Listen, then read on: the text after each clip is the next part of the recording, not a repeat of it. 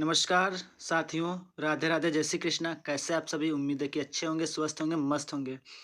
आज हम चर्चा करने वाले हैं लुसेंट बुक से साइंस के महत्वपूर्ण प्रश्न, जिसमें जीके भी होंगे शामिल। तो आप जो है बने रहिए वीडियो के अंत तक। और ये वीडियो जो है बिहार पुलिस कांस्टेबल के साथ साथ अन्य वनडे एग्जाम के लिए काफ़ी उपयोगी होगा। तो चलिए विलंब न करते हुए हम क्वेश्चनों को देखते हैं और समझने का प्रयास करते हैं। तो चलिए सबसे पहला क्वेश्चन देखिए क्या करा है। करा अथर्ववेद को पढ़ने वाले को क्या कहा जाता है? तो देखिए अथर्ववेद जो पढ़ने वाले व्यक्ति होते हैं उनको कहा जाता है ब्रह्मा। ठीक है, तो यानी कि अथर्ववेद को पढ़ने वाले को क्या कहा जाता है? ब्रह्मा कहा जाता है। दूसरा क्वेश्चन है, सिंधु सभ्यता की खोज जो है किस व्यक्ति ने किए थे? तो कहेंगे दयाराम साहनी ने। ठीक है, थोड़ा सा दयाराम यहाँ पे रम लिखा गया है, दयाराम साहनी ने किए थे। ठीक है, अगला है कि मेगस्थनीज सेल्यूकस निकेटर का क्या था? राजदूत था। ठीक है, राजदूत था। अगला है कि पहिए का आविष्कार नवपाषाण काल में हुआ था। ठीक है, काफी इंपोर्टेंट क्वेश्चन ये है जीके से कि पहिए का आविष्कार जो है कब हुआ? तो कहेंगे नवपाषाण काल में हुआ था। उसके बाद से अगला क्वेश्चन है कि ईसाई धर्म का प्रमुख ग्रंथ क्या है? तो देखिए ईसाई धर्म का जो प्रमुख ग्रंथ है वो क्या है? तो कहेंगे बाइबिल है। ठीक है, अगला है क्वेश्चन कि अशोक का सबसे लंबा अभिलेख कितना है? देखिए अभिलेखों की कुल संख्या देखा जाए यानी कि अशोक, ठीक है, तो यदि अभिलेखों की संख्या देखा जाए तो अभिलेखों की संख्या जो है टोटल 14 है। और उस टोटल 14 में से जो है सबसे लंबा अभिलेख जो है कौन सा है? तो कहेंगे 7वां अभिलेख जो है सबसे क्या है? लंबा है। देखिए जो भी हम क्वेश्चन आपके सामने लाए हैं वो क्वेश्चन जो है लुसेंट से जो है क्वेश्चन है और बिल्कुल छाटे गए क्वेश्चन है जो काफ़ी इंपॉर्टेंट क्वेश्चन है। ठीक है, तो आप क्वेश्चन को देखिए और समझने का प्रयास कीजिए। चलिए आगे नेक्स्ट क्वेश्चन देखते हैं। देखिए अगला क्वेश्चन क्या कर रहा है कि रेशम बनाने का तकनीकी सबसे पहले जो है चीन में हुआ था। ठीक है, ये बहुत ही जबरदस्त क्वेश्चन है सब। कर रहा है रेशम बनाने का तकनीकी जो है सबसे पहले जो है कहाँ से पैदा हुआ, चाहे कहाँ से तैयार हुआ? तो कहेंगे चीन में हुआ था। अगला क्वेश्चन है नालंदा विश्वविद्यालय की स्थापना जो है किसने किया था? तो कहेंगे कुमार गुप्त ने किया था। किसने? कुमार गुप्त ने किया था। अगला है कि हुमायूं नामा की रचना जो है किसने की? तो कहेंगे गुलबदन बेगम ने की थी। ठीक है, तो हुमायूं नामा की रचना गुलबदन बेगम के द्वारा किया गया था। चलिए आगे क्वेश्चन देखिए। देखिए अगला क्वेश्चन क्या कर रहा है कि बंगाल का प्रथम गवर्नर कौन था? तो बंगाल का प्रथम गवर्नर जो है कहेंगे वारेन हेस्टिंग था। ठीक है, वारेन हेस्टिंग था। अगला क्वेश्चन है रविवार की छुट्टी कब से शुरू हुई थी? तो 1843 से जो है रविवार की छुट्टी क्या हुई थी? शुरू हुई थी। ठीक है, अगला है कि भारत का प्रथम वायसराय कौन थे? तो कहेंगे लॉर्ड कैनिंग था। कौन था? लॉर्ड कैनिंग था। ठीक है, अगला क्वेश्चन है भारत में सबसे पहली बार जनगणना जो है कब हुआ था? तो कहेंगे 1872 में जो है जनगणना हुआ था। ये बहुत ही जबरदस्त क्वेश्चन है। ठीक है, उसके बाद से अगला है स्वतंत्र भारत के प्रथम गवर्नर जनरल कौन थे? देखिए स्वतंत्र भारत की बात कर रहा है। ठीक है, स्वतंत्र भारत के प्रथम जो गवर्नर जनरल कौन थे? तो कहेंगे चक्रवर्ती राजगोपालाचारी थे। अंतिम गवर्नर भी कौन थे? तो देखिए प्रथम भी वही थे और अंतिम भी यही है। ठीक है, राजगोपालाचारी। ठीक है, अगला क्वेश्चन है कि चलिए देखते हैं क्या कर रहा है अगला क्वेश्चन। अगला क्वेश्चन कर रहा है कि 1 सितंबर 1939 से द्वितीय विश्व युद्ध क्या हुआ था? शुरू हुआ था। तो ये पूछा जाता है द्वितीय विश्व युद्ध कब शुरू हुआ? तो कहेंगे कि 1 सितंबर 1939 से जो है द्वितीय विश्व युद्ध क्या हो गया? शुरू हुआ था। अगला है कि साइमन कमीशन 3 फरवरी 1998 को जो है भारत आया था। ठीक है, तो पूछा जाता है कि साइमन कमीशन जो है भारत में कब आया? तो कहेंगे 3 फरवरी 1928 में आया था। ठीक है, अगला क्वेश्चन है कि जो है पहला गोलमेज सम्मेलन जो है कब हुआ था? तो कहेंगे 12 नवंबर 1930 को हुआ था। ठीक है, अगर सेकेंड देखा जाए सेकेंड गोलमेज कब हुआ था सम्मेलन? तो कहेंगे 7 सितंबर 1931 को हुआ था। ठीक है, अगला है कि तीसरा गोलमेज सम्मेलन जो है कब हुआ था, तो कहेंगे 17 नवंबर 1932 को ये हुआ था। अगला क्वेश्चन है इंकलाब जिंदाबाद का नारा जो है किस व्यक्ति ने दिए थे, तो कहेंगे भगत सिंह के द्वारा जो ये नारा दिया गया था। ठीक है, तो उम्मीद है कि आपको वीडियो अच्छा लग रहा हो, क्वेश्चन आपको समझ में आ रहे होंगे। यदि वीडियो अच्छा लग रहा तो चैनल पे ना, तो चैनल को अभी जो है सब्सक्राइब कर ले, बेल आइकन प्रेस करना न भूलें। ठीक है, चलिए नेक्स्ट क्वेश्चन देखते हैं।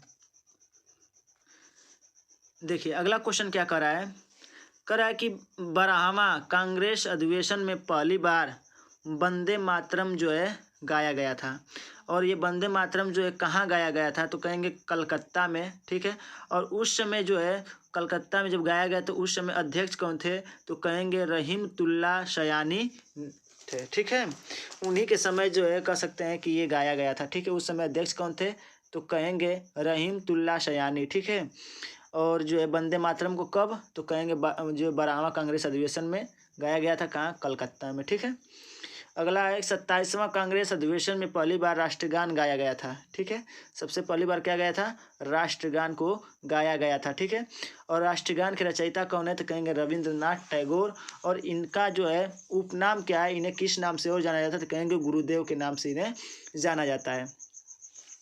देखिए एक क्वेश्चन और है कि रविंद्रनाथ टैगोर जी के द्वारा जो है एक और जो है राष्ट्रगान लिखा गया है, और वो राष्ट्रगान किस देश के लिए लिखा गया है, तो रविंद्रनाथ टैगोर के द्वारा जो है जो है राष्ट्रगान जो है कह सकते हैं बांग्लादेश का भी लिखा गया है। ठीक है, वहाँ का बांग्लादेश जो है उसकी समय अवधि कितनी है, 3 मिनट जो 21 सेकेंड की वहाँ की अवधि है राष्ट्रगान की, और हमारे देश की जो राष्ट्रगान की अवधि है वो 52 सेकेंड है। ठीक है, तो ये आपको समझ में आ रहा होगा। देखिए और ये कहाँ हुआ था, तो कहेंगे कलकत्ता में हुआ था, और उस समय जो अध्यक्ष कौन थे, तो कहेंगे पंडित विशन नारायण धर थे। ठीक है, ये काफ़ी इंपॉर्टेंट है, क्वेश्चन पूछा जाता है कौन सा कांग्रेस अधिवेशन हुआ था जिसमें राष्ट्रगान को जो पहली बार गाया गया था। ठीक है, तो इसको अच्छे से समझ लीजिए। ठीक है, अगला है कि वायुमंडल में जो है कितने मंडल हैं, वायुमंडल में कितने मंडलों की संख्या कितनी है, तो कहेंगे 5 है। ठीक है, पृथ्वी का सुरक्षा कवच जो है किस मंडल को कहा जाता है, तो कहेंगे ओजोन मंडल को जो है पृथ्वी का जो सुरक्षा कवच कहा जाता है, यानी कि यही ओजोन परत है जो पराबैंगनी किरणों को क्या करती है, पृथ्वी पर आने से क्या करती है, रोकती है, इसलिए जो इसे पृथ्वी का सुरक्षा कवच कहा जाता है। और रोकती इसलिए, रुकना इसका अनिवार्य भी है इसलिए कि जो पराबैंगनी किरणें निकलती हैं वो सीधे हमारे शरीर को भेदती हैं, जिससे कह सकते हैं कैंसर जैसी बीमारियाँ होती हैं। ठीक है, अगला क्वेश्चन क्या कर रहा है, वायुदाब बैरोमीटर से मापा जाता है, यानी कहेंगे वायुदाब को किससे मापा जाता है, किस यंत्र के द्वारा, तो कहेंगे बैरोमीटर से इसे मापा जाता है। ठीक है, अगला है कि भारत एवं चीन की रेखा को क्या बोलते हैं। देखिए जो आपको हम बताने जा रहे हैं ट्रिक, उसको आप अच्छे से याद रखिएगा। ठीक है, भारत एवं चीन की रेखा को क्या बोलते हैं। देखिए भारत तो सब में ही रहेगा, क्योंकि भारत से ही जो रेखाएं बनेंगी भारत से ही बनेंगी।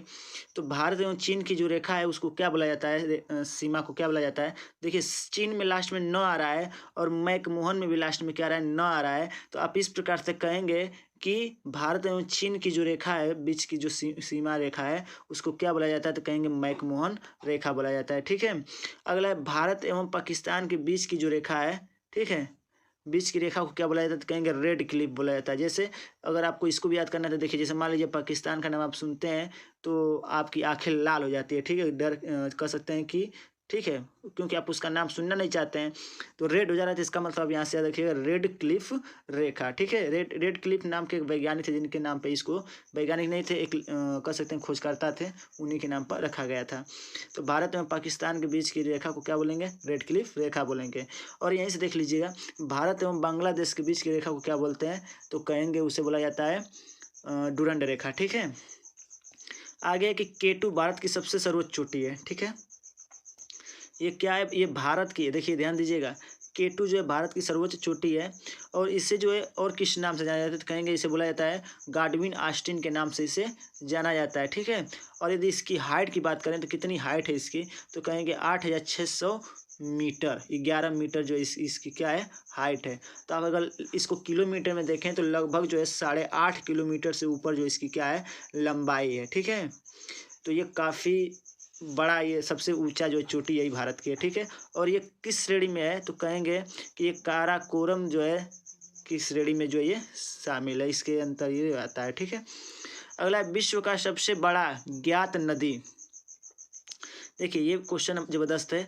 विश्व का सबसे बड़ा ज्ञात नदी कौन सा है, तो कहेंगे माजुली द्वीप है। कहाँ पे स्थित है, तो कहेंगे असम में। ठीक है, ये देखिए विश्व का है, ध्यान दीजिएगा, विश्व का सबसे बड़ा ज्ञात नदी जो है माजुली द्वीप है। ठीक है, असम में ये पड़ता है। ठीक है, चलिए नेक्स्ट क्वेश्चन आगे देखिए, समझते हैं।